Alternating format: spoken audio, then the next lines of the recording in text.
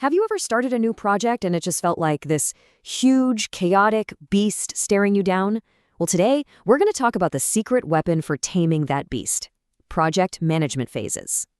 We have all been there. You're staring at this mountain of a project, and you just get that sinking feeling. Where do you even start? It's like someone told you to eat an elephant in one bite. But what if there was a way to do it? One manageable piece at a time. Well, there is, and that strategy is called project phases. It's a really simple but powerful idea. Instead of trying to wrestle the entire thing at once, you break it down. You chop it up into smaller, more manageable chunks. And just like that, you've got structure, and you've got a clear path from A to B. So, okay, why does this actually work so well? Let's dig into why using phases is so critical for bringing some serious order to what can feel like total chaos. It really comes down to 4 huge benefits. First, and this is the big one, it segments the workload into pieces you can actually wrap your head around, so the whole thing feels way less intimidating. Second, it gives you a logical structure, right? A clear set of steps to follow. And that, of course, makes planning so much easier for whoever is running the show. And at the end of the day, when you have a solid plan and doable steps, you're just way more likely to hit your goals and deliver something awesome. Now, here's where it gets really interesting. There isn't just one single way to do this. Nope. There are actually a ton of different models out there for structuring a project. Let's take a quick peek at a few of them. So, for instance, you've got models like Lean and Six Sigma. They both use 5 phases, but you'll notice the names are a little different. One has Explore, the other has Analyze. Then you've got a classic like the Waterfall model, which has 6 phases. At first glance, you might think, wow, all these different names and numbers, this is confusing. But here is the absolute key to all of this. Don't get hung up on the labels. The source material says it perfectly. Even though the names might be different, they're all basically describing the same core activities you need to do to get a project done.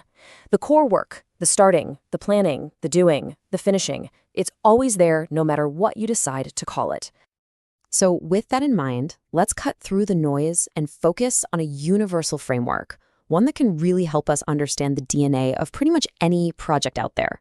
We're going to zero in on 5 core phases. 5? Yep, that's the number we're going to run with. Think of it as the simple, powerful life cycle that's hiding at the heart of almost every project, no matter how big or complicated it might seem. Now, the specific framework we're going to use comes from what's pretty much the official playbook for project managers. It's a guide called the Project Management Body of Knowledge. And because it's such a well-known industry standard, its 5-phase model gives us the perfect foundation for understanding how projects really tick. And here they are, the 5 core phases. First up is initiation. This is where the project gets the official green light. Next is planning, which is exactly what it sounds like. You map out the entire journey. Then comes execution, where your team actually does the work. Now, running right alongside that, you have monitoring and controlling. That's where you're tracking progress and making sure you stay on course. And finally, closing, where you wrap everything up and deliver the final product. Okay, so how does this 5-phase framework actually connect back to all those other models we saw? Well, think of it like a universal translator. Let's see it in action by mapping that classic waterfall model right onto our 5 core phases.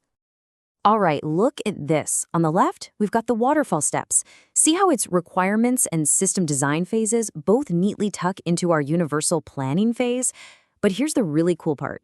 Waterfall's implementation and testing both map to our execution phase. And that makes total sense, right? Because you're not just doing the work, you're checking the work as part of doing it. This is how you start to see the same fundamental logic underneath all these different systems. And, this whole process of mapping and adjusting, it isn't just some academic exercise. It's actually a crucial skill for any project manager. It's called tailoring. Seriously, think of it as a superpower. It's the ability to take any model and tweak it or tailor it so it perfectly fits the unique needs of your specific project. So, what does this all mean for the person who's actually in charge of the project? Well, the project manager's job isn't static. It's constantly changing as the project moves through each of these phases. The manager's journey is a really dynamic one. During initiation, they're busy setting up the foundation, getting templates ready. Then, in planning, their focus shifts to defining the scope and all the little tasks. Once execution kicks off, their role becomes all about guiding the team and knocking down any roadblocks. And finally, in the closing phase, they're the ones responsible for all the documentation and that final report. Their job is always in motion. So what's the big takeaway here? Let's boil it all down. First, remember that phases are your absolute best friend for breaking down a giant project into something you can actually handle. And yeah, there are a lot of different models out there, but don't get distracted by the names. They all share that same core DNA. If you understand the 5 universal phases we talked about today, you've got a powerful framework you can use to understand and, more importantly, tailor any approach you come across. So there you have it. That's the roadmap for taming just about any project. It's a system that creates structure, clarity, and a clear path forward. Now that you've got the map, there's really only one question left. Where will your next project begin?